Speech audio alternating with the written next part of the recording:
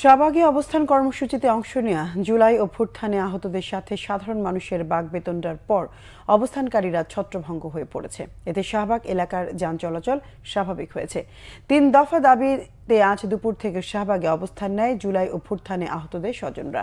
এ সময় মাসিক ২০,০০০ টাকা ভাতা প্রদান সহ নানা দাবিতে শাহবাগে যান চলাচল বন্ধ করে দেন তারা। এতে আশপাশের সড়কে তীব্র যানজট সৃষ্টি হয়। শাহবাগে অবস্থান নেওয়া অভ্যুত্থানে আহতদের স্বজনদের সাথে বিকেলে সাধারণ মানুষের বাকবেতনটা হয়। এ সময় সাধারণ মানুষের চাপে সড়ক থেকে সরে যেতে বাধ্য হয় অবস্থানকারীরা।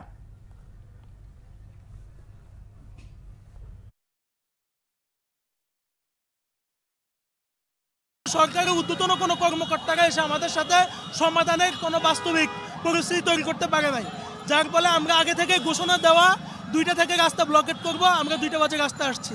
আমাদের মূল দাবি হচ্ছে ক্যাটাগরি এ বি থাকবে, সি থাকবে না, কারণ সির কোনো মূল্যায়ন নাই। এখানের পরিস্থিতি তো ভালো না, আমি বসে আছি, কি হয় জানি না।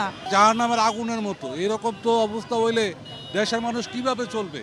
আমরা এক জায়গা থেকে আরেক জায়গায় যাইতে হইলে যদি এই পথ আটকায় রাখে তাহলে আমরা যাবো কিভাবে? এদিক দিয়ে আমার মনে হয় এইভাবে দেশ চলতে পারে না।